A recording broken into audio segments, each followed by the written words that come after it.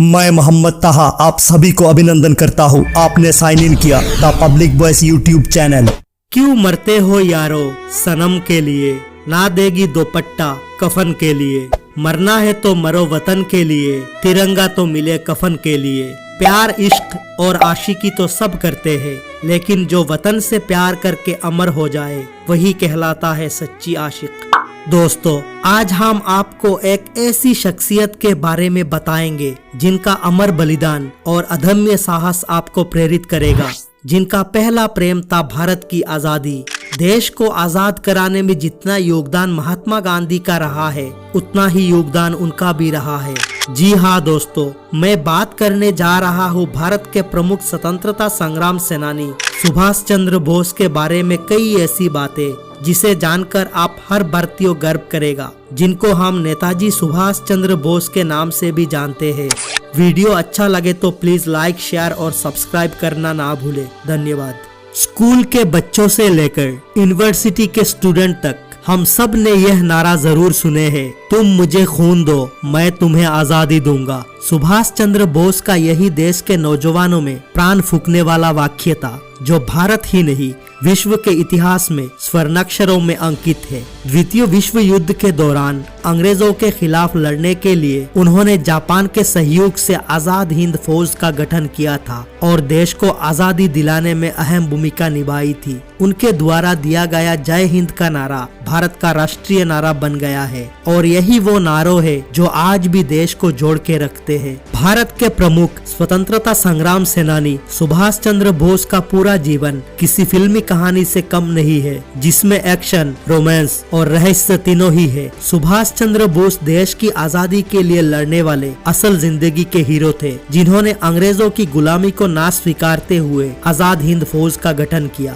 नेताजी सुभाष चंद्र बोस का जन्म ओडिशा के कटक में 23 जनवरी 1897 को हुआ था। एक संपन्न बंगाली परिवार से ताल्लुक रखने वाले बोस के 7 भाई और 6 बहनें थी। पिता का नाम जानकीनाथ बोस और माता प्रभावती देवी थी। शुरुआती शिक्षा कटक के रेवेनशेव कॉलेजिएट स्कूल से पूरी करने के बाद 1913 में कोलकाता के प्रेसिडेंसी कॉलेज में दाखिला लिया। 1915 में इंटरमीडिएट की परीक्षा प्रथम श्रेणी में पास करने के बाद उन्होंने भारतीय प्रशासनिक सेवा में कार्य करने का लक्ष्य बनाया और तैयारी के लिए इंग्लैंड के कैम्ब्रिज विश्वविद्यालय चले गए। अंग्रेजों के शासन में एक भारतीय के लिए प्रशासनिक सेवा में शामिल होना कोई आसान काम नहीं था, लेकिन नेताजी ने भारतीय प्रशासनिक सेवा की परीक्षा पास ही नहीं की, बल्कि चौथा स्थान भी हासिल किया। हालांकि बाद में पद छोड़कर स्वदेश वापस लौट आए और आजादी के जंग में शामिल हो गए। इस दौरान उन्होंने भारतीय जातीय कांग्रेस ज्वाइन कर ली।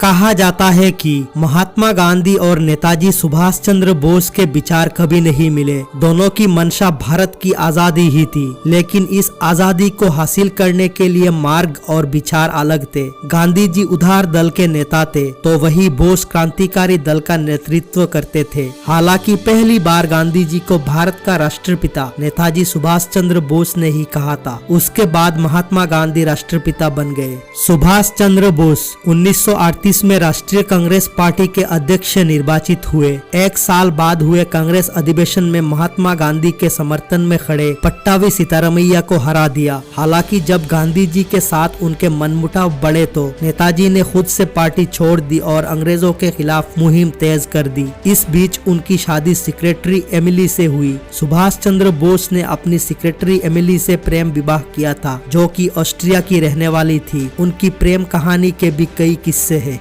नेताजी और एमिली की बेटी का नाम अनीता है, जो जर्मनी में अपनी परिवार के साथ रहती है। ये तो रही एक्शन और रोमांस की बात। अब सुभाष चंद्र बोस के जीवन से जुड़े रहस्य पर नजर डालते हैं। नेताजी सुभाष चंद्र बोस की मृत्यु हर किसी के लिए एक रहस्य है। उनके निधन के इतने सालों बाद भी आज तक ये पता ना चल सका कि आखिर उनकी मृत्यु असल में कैसे हुई थी। उनकी मृत्यु पर जो जांच हुई वो भी कुछ सही निष्कर्ष ना दे सकी। चलिए जानते हैं अब नेताजी सुभाष चंद्र बोस की मौत रहस्य क्यों है। सरकारी दस्तावेजों के मुताबिक सुभाष चंद्र बोस की मौत 18 अगस्त 1945 को एक विमान हादसे में हुई। कहा जाता है कि सुभाष चंद्र बोस जिस विमान से मंचूरिया जा रहे थे वो रास्ते में ही लापता हो गया। उनके विमान के लापता होने से ही कई सवाल खड़े हो गए कि क्या विमान दुर्घटनाग्रस्त हुआ था, क्या सुभाष चंद्र बोस की मौत एक हादसा थी या हत्या। उसी साल 23 अगस्त को जापान की एक संस्था ने खबर जारी की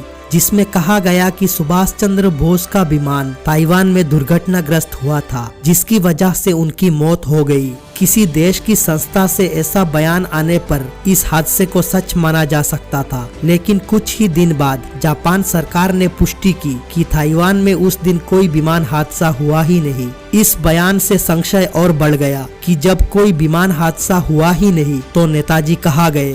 बाद में सुभाष चंद्र बोस की मौत से जुड़े 37 फाइलें सरकार ने सार्वजनिक कर दी, लेकिन इस फाइलों से ऐसी पुख्ता सबूत नहीं मिले जो दावा कर सके कि सुभाष चंद्र बोस की मौत विमान हादसे में ही हुई थी। नेताजी के समर्थकों का मानना है कि वे देश की आजादी के वक्त जीवित थे, लेकिन इस बात का भी कोई सबूत नहीं। आज भी सवाल बरकरार है कि क्या 1945 में विमान हादसे में ही सुभाष चंद्र बोस की मौत हुई थी। अगर हाँ तो ये हादसा था या हत्या, अगर नहीं तो नेताजी कहाँ गए और क्यों दुनिया से चुप कर रहे।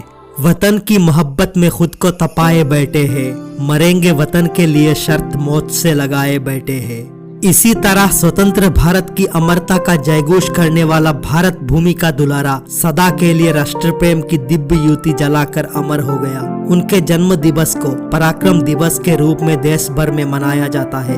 हम और हमारा चैनल इस महान धरती की क्रांतिकारी पुरुष, वीर योद्धा, स्वतंत्र सेनानी नेताजी सुभाष चंद्र बोस के निधन पर विनम्र श्रद्धांजलि अर्पित करते हुए शत शत नमन करते हैं।